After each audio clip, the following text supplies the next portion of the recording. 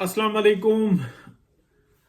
मुख्तलिफ चीज़ों पे बात करते रहते हैं और जो बिहाइंड द स्क्रीन चल रहा होता है ना उसके ऊपर बात करते हैं। लेकिन आज का मौजू जो है ना वो ये है कि पीटीआई के अंदर ऐसा क्या है कि वो इंतशार का शिकार हो गए हैं, वो आपस में लड़ गए हैं, फट गए हैं, या उनके अंदर वो एक जगह पर नहीं है जो ज़ाहिरन बताया जा रहा है।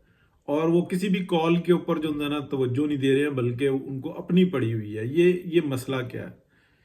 देखिए, ये छोटी सी बात समझने की है कि पाकिस्तान के अंदर जो पॉलिटिशियंस कह लें या एक्टिविस्ट कह लें, अब उनमें से जैसे इस वक्त में लॉयर्स बहुत आगे आए हुए हैं, वो पीटीआई के अंदर घुसे और उन्होंने फ़ायदे उठाए।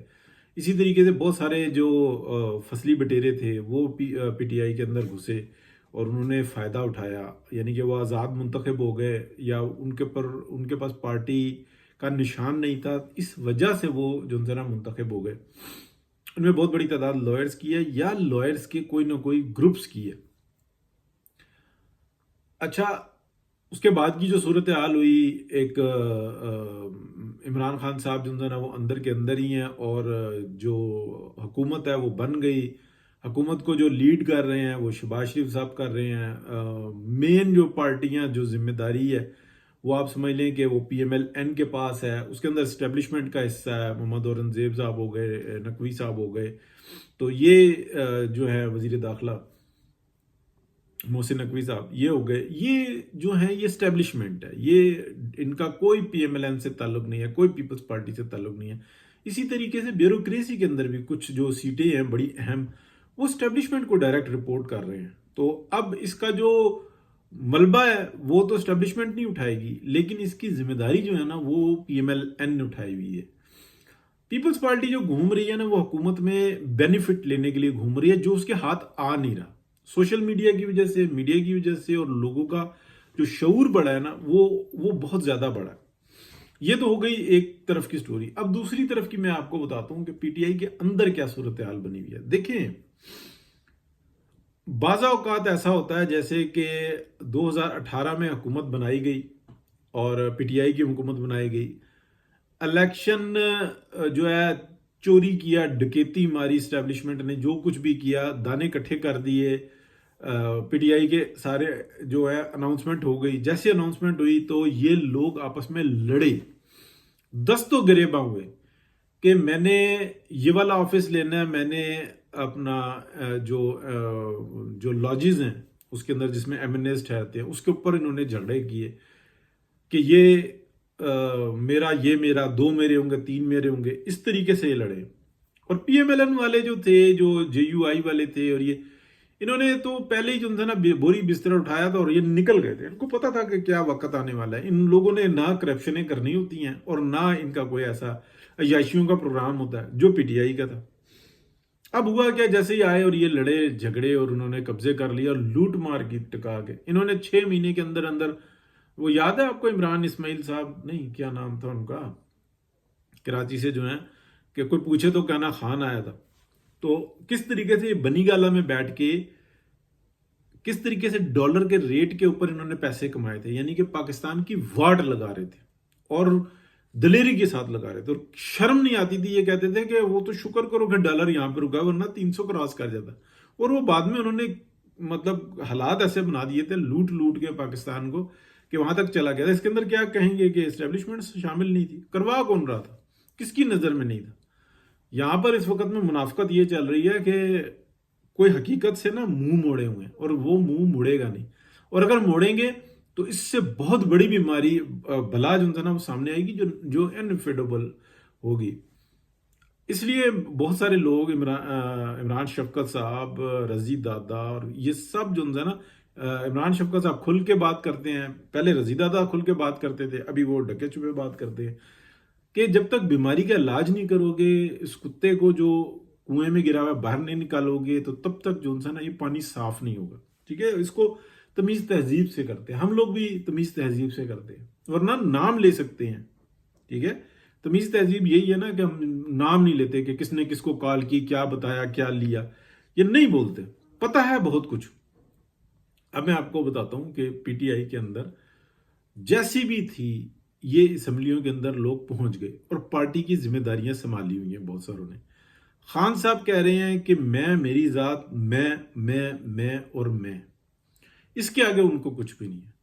اس کو بھی تل دو، بہن کو بھی تل دو، بیوی کو بھی تل دو، بچوں کو بھی تل دو، پارٹی کو بھی تل دو، سب کا بیڑا گرک. اب جو جمائمہ ہے وہ پاکستان کے اندر فساد برپا کرنے کے لیے ہر سہولت فراہم کرتی ہے، لیکن اپنے بچوں کے معاملے میں وہ بالکل سیکیور ہے. بچے بالکل ان کی بلا سے 1.5 سال ہو گیا، باپ جو ہے نا گل رہا ہے، سڑ رہا ہے. ایسی بات نہیں ہے، ان کو پتا ہے کہ باپ بھی عیاشی کر رہا ہے، ہم بھی عیاشی کر رہے ہیں. وہ قوم کے بچوں کو جو ہے نا تیل بنانا چاہتے ہیں، وہ ملنے کے لیے نہیں گوارا ہے. یعنی کہ وہ کہتے ہیں کہ ان کے اندر جو ہے نا وہ یہ چیز پائی جاتی ہے کہ 3 سال 7 ماہ، یعنی کہ جو یزید کی حکومت تھی، سیم عمران خان کی حکومت کے ڈیز ہیں، وہ عمران خان کی حکومت رہی ہے، ہمیں تو نہیں کبھی پوچھا، بلایا بھی نہیں، نہ آیا ملنے کے لیے. ٹھیک ہے، تو اب ان کے اندر جو نہ پایا جاتا ہے. حالانکہ دونوں وہ بھی یہودی بچے ہیں اور یہودی ماں کے یہودی بچے ہوتے ہیں، یہ بات آپ ذہن میں رکھنا. تو وہ بھی ایسے ہی ہیں اور یہ بھی خان بھی ایسے ہی ہے، کوئی مسئلہ نہیں ہے. اب دیکھیں پی ٹی آئی کے اندر جو ایم این ایز اور ایم پی ایز ہیں نا، بار بار کالز، بار بار فنڈ، چند ایک لیڈر جو ہے وہ کہتے ہیں کہ پیسے اتنے نکالو اتنے نکالو. اس وقت میں ایسا ہے کہ وزیر اعلیٰ گنڈا پور اور جو مین جو لیڈرز ہیں جو اس وقت میں فرنٹ پہ کھیل رہے ہیں، وہ اپنے MNAs MPAs کو فون کرتے ہیں، وہ فون ہی نہیں اٹھاتے. بلاک نہیں نمبر کیے ہوئے، وہ اٹھاتے ہی نہیں ہیں. وہ کہتے ہیں ایسی کی تیسی میں جاؤ، ہم نے اتنے خرچے کر کے ہم یہاں پہ پہنچ گئے ہیں، تم جب منہ کھولتے ہو پیسے مانگتے ہو، پیسے اکٹھے کرو، پیسے لے کے آؤ، خان کو بچانا ہے، آخری لیمٹ وہ آ گئی ہے. اور بھائی ان کس لیے؟ ایک بات، دوسری بات میں آپ کو بتاؤں، ان میں کچھ کاروباری لوگ بھی ہیں. جو پی ٹی آئی کے جو ممبرز ہیں، بہت سارے کاروباری لوگ ہیں. وہ یہ جانتے ہیں کہ ملک کے اندر سٹیبلٹی آئی ہے، ملک کے اندر حالات اچھے ہو رہے ہیں. جب حالات اچھے ہو رہے ہیں تو اگر یہ 2-3 سال کنٹینیوشن رہی تو پھر زمینوں کے ریٹ اوپر ہوں گے، کاروبار بہت تیز چلے گا. تو ہماری انویسٹمنٹ جو سی نا، جو کاروباری انویسٹمنٹ ہے وہ بہت پھلے پھولے گی، کاروبار چل جائے گا، کاروبار زندگی چلے گا. لیکن اگر عمران خان باہر آ جاتا ہے، اس کا تو کام ہی صرف یہ ہے کہ پاکستان میں انتشار پھیلانا، پاکستان کی کو اتنا بدحال کر دینا کہ پاکستان ڈی نیوکلیئر ہو جائے، اور کوئی اس کا ایجنڈا نہیں ہے بربادی کے علاوہ. اب جب وہ یہ چیز دیکھتے ہیں تو وہ آپس میں میٹنگیں کرتے ہیں. وہ کہتے ہیں گروپ بناؤ، ایک دوسرے کے اندر اختلاف پیدا کرو، سب کچھ کرو، خان کو اندر رکھو اور مسالے لگاتے رہو، کسی احتجاج کو جو ہے نا مکمل نہ ہونے دو. یہ ساری اندر کی سٹوری ہے. اب میں آپ کو بتاتا ہوں جو کیچ ہے اس کے اندر. جب گنڈا پور صاحب اسلام آباد کے قریب پہنچ گئے اور ان کے پاس 200-300-400 بندہ تھا، تو ان کو بتا دیا گیا کہ اب آپ وہاں پہ پہنچو گے اور آپ کی جو میٹنگ تھی نا، یہ آپ نے اس میں باتیں کی تھی، سب ریکارڈ پر ہے اور ہمارے پاس یہ کالز ہیں، کالز کے ریکارڈ ہیں. آپ جس ٹائم میں جگہ پر پہنچیں گے نا تو آپ فارغ.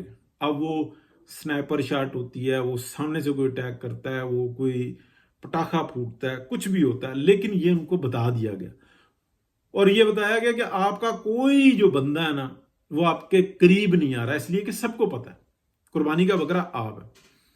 تو انہوں نے پھر مدد مانگی. وہ چائنا چوک آئے، اچانک سے کوئی 10-15-20 وہاں پہ بندے موجود تھے. ان میں گاڑی کے دروازے سے نکلتے ہیں، چھوٹا سا وہ بات کرتے ہیں، وہ کہتے ہیں کہ مجھے بڑا پیشاب بڑے زور سے آیا ہوا ہے. میں آیا 15 منٹ میں کے پی ہاؤس سے، اور وہ کے پی ہاؤس سے نکلتے ہیں اور پیدل وہ کہیں اور جو ہے نا چلے جاتے ہیں. اور یہ سارے کام جو ہے نا سب کو پتا تھے. پھر یہ 12 ضلع اور پھر وہ مطلب یہ سب سٹوری، سب ملی بھگت تھی. گنڈا پور کو پتا تھا کہ میں مین جگہ پہ پہنچا نا جہاں پہ شارٹ ہونا ہے، تو اس سے پہلے ان کو بتا دیا تھا کہ ہم آپ کو ریسکیو کرتے ہیں. تو وہ لے کے نکل گئے. اب کون نشانے پہ ہے؟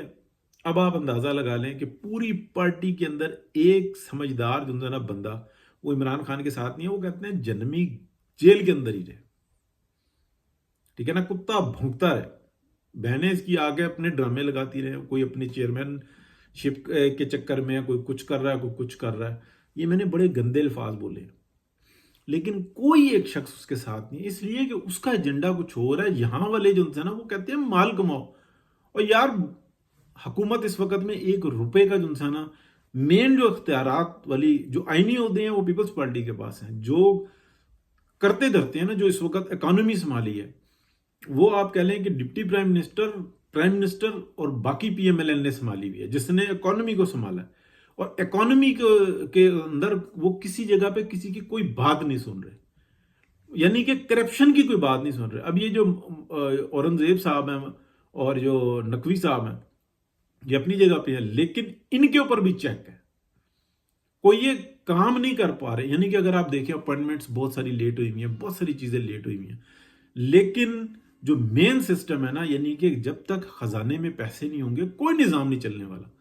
اس کو جو پورا کر رہے ہیں اس کا کریڈٹ محمد اورنگزیب صاحب لیں، پھر دیں اپنا اسٹیبلشمنٹ کو، تو ان کو اور بھی بہت کچھ بھگتنا پڑے گا، کوئی فرق نہیں پڑتا.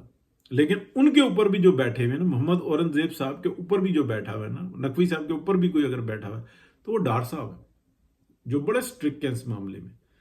تو یہ چیک جو ہوا ہوا ہے نا، جس کو جو ترک کا پتا جو نا آخری جو کھیلا ہے میاں نواز شریف نے، وہ ڈپٹی پرائم منسٹر بنا کے کھیلا ہے. تو اب بھگتو.